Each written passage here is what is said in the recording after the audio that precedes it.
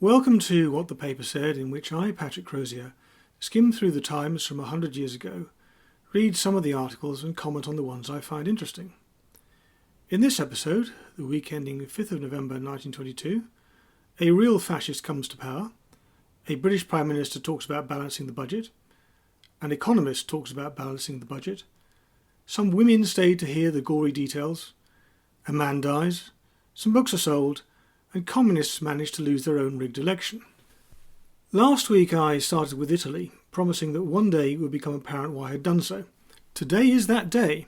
This is from Monday the 30th of October 1922. The King of Italy has invited Signor Mussolini to form a cabinet. Such is the amazing result of the movement we described on Saturday. There must be other results it may be of far-reaching import for Italy and for the world. But some time must pass before their character can be foretold with confidence. There are very wholesome and very evil elements in fascismo. It has still to be seen which will triumph. The revolution, for it plainly is a revolution, has been surprisingly rapid and surprisingly bloodless. Everything has proceeded according to plan. Fascismo has become the state, as Signor Mussolini declared at Naples that it must and would become the state. It has entered the government, and it has certainly not entered by the area gate. I'm not quite sure what is meant by this phrase, back door, I guess. Mussolini delivered his harangue on Tuesday. The first rumours of active fascisti operations reached Milan late on Friday night. By Sunday we learn that their leader has been requested to take office. Everything fell flat before them. They mobilised their armed forces all over north and central Italy and quietly took over control from the prefects and other local authorities. They occupied post and telegraph offices, railway stations and other public buildings, set up a control over the press, and dispatched large bodies who effected a rapid concentration on Rome. The Factor government, Factor was the Italian Prime Minister at the time, proclaimed a state of siege that day, and perhaps may have contemplated an attempt to quell the insurrection. But a few hours afterwards they withdrew the proclamation. The king had refused to sign the decree. That was the end. The capitulation of the legal to the extra-legal forces was complete. The king, Vittorio Emanuele III, I think, usually gets condemned for his actions or inactions here, and I presume it is one of the reasons Italy got rid of its monarchy. But if the Times is to be believed, resisting the fascists would have led to a bloodbath at best, and given the uncertain loyalty of the armed forces, there was no guarantee it would have been successful. I should think George V is thanking his lucky stars that nothing like that is likely to be confronting him any time soon. The British general election campaign is in full swing. On Friday the 3rd of November, the Prime Minister Andrew Bonar made a big speech. A lot of what he had to say is what we would nowadays call knockabout stuff, and I don't propose to quote it because there are few things as tedious as explaining a joke. He had very little to say about policy. About the only thing he did say is this.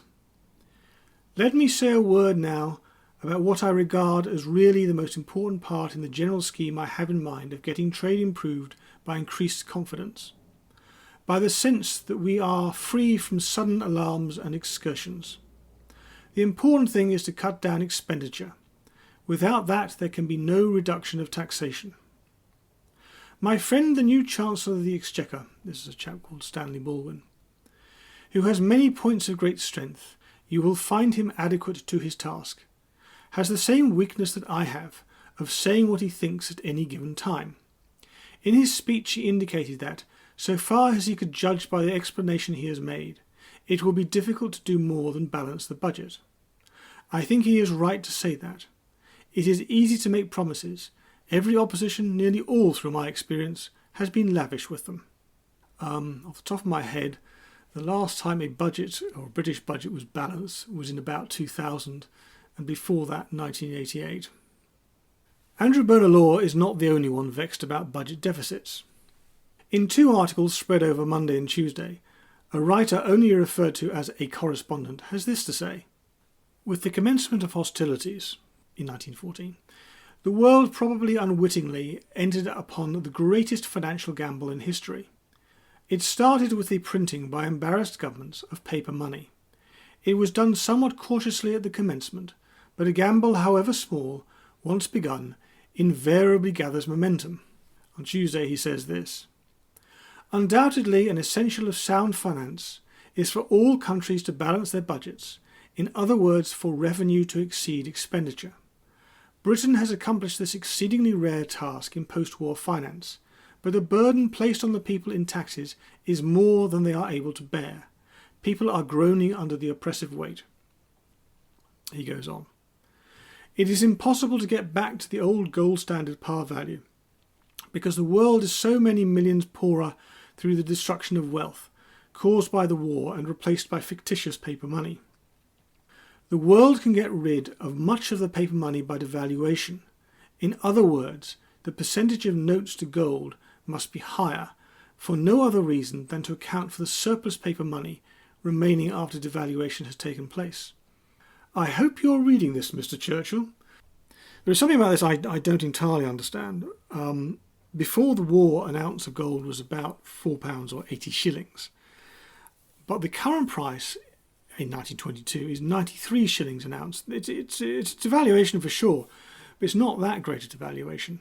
It may have something to do with high interest rates. I don't know what the interest rate is in 1922, but maybe that's the reason, or maybe it's much higher than elsewhere in the world. I don't know, but it's a curiosity. Bonar Law's speech, which I referred to earlier, was given in front of an almost exclusively female audience. This is not entirely surprisingly, given that women can now vote. Women are starting to appear in other settings, which creates the dilemma: should they be treated the same as men or differently? This is from Saturday the 4th of November.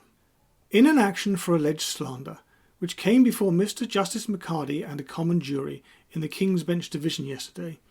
Sorry, I don't know what a common jury is, and I don't know what the King's Bench Division is. Actually, maybe a common jury is probably what we call a jury. It's probably to differentiate itself between that and a grand jury, which still exist. But no, surely a grand jury should be a petty jury, shouldn't it? Oh, I don't know. Anyway, it doesn't matter. I'll go on. The question arose whether women jurors should sit to hear details of an unsavoury character. There were 3 women on the jury.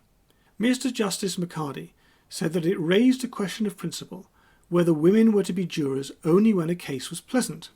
As I understand it, women on a jury is a new thing, and it is a consequence of some women gaining the vote in 1918. It goes on.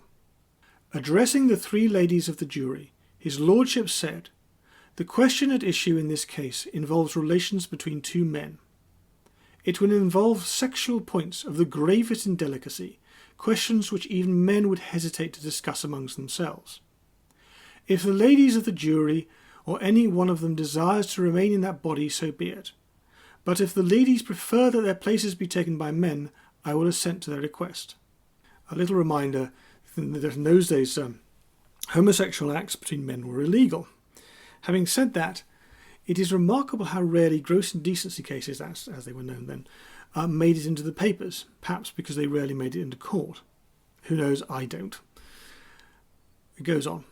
One woman at once left the jury box, but the other 2 remained, and his lordship remarked, "I have a very high respect of the courage of these 2 ladies." His lordship then showed the 2 women the portions of the pleadings that he had marked in pencil, and then one of them remarked, "We think that if we are called at all, we ought to sit whatever the case is."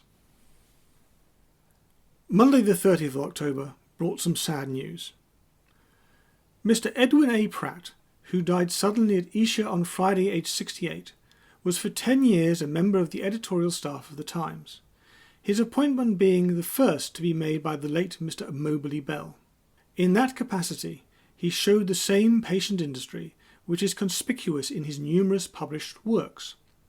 Of all these, the most important were The Rise of Rail Power in War and Conquest 1833 to 1914, published in 1916, and British Railways in the Great War, which appeared at the end of last year. He was a strong opponent of socialism. Indeed he was.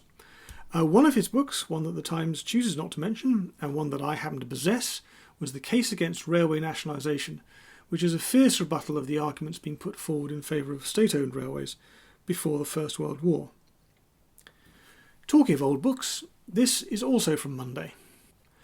Rare books and tracts, mostly of the 16th and 17th centuries, and including important Americana, the property of Lord Essex and removed from Castlebury Park, Watford, will be sold by Messrs Hodgson, 115 Chancery Lane, on November the 30th. OK, maybe this isn't the biggest story in the world, even in 1922, but it is symptomatic of a huge social change. The aristocracy is in decline. The Industrial Revolution, death duties, and the 1910 Parliament Act have all served to reduce their influence. Death duties, in particular, were leading to the breaking up of the great estates, this being an example. They're still important, the pages of the Times is full of their doings, but the direction is clear enough. Castlebury Park House would be demolished in 1927, or maybe it was 1928, can't remember. The people of Watford would gain a rather nice public park and slightly lower house prices, owing to the building of a housing estate on part of the estate.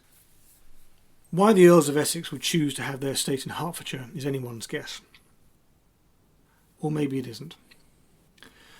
The aristocracy may have been in decline, but they were still able to maintain their representation in Parliament until the late 1990s, pipping this lot by a few years.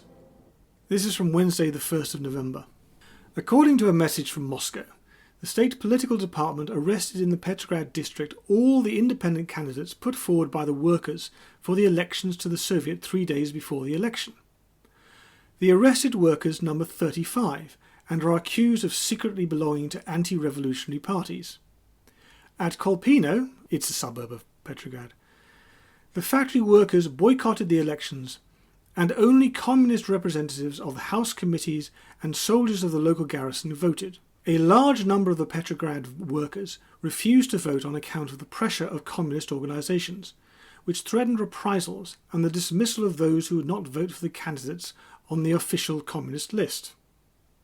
The elections to the Soviet in the Don Basin have resulted in the defeat of the communists. 45% of the elected members are independents, 18% are socialists, and only 37% are communists. This result is due to the fact that in spite of the threats of the authorities, a much larger number of the voters registered their vote than in previous years. In certain districts where the number of communist return did not exceed 10%, new elections have been ordered. Maybe the communists should dismiss the people and elect another. Anyway, that's all for this week. I aim to have something up next week, but I promise nothing.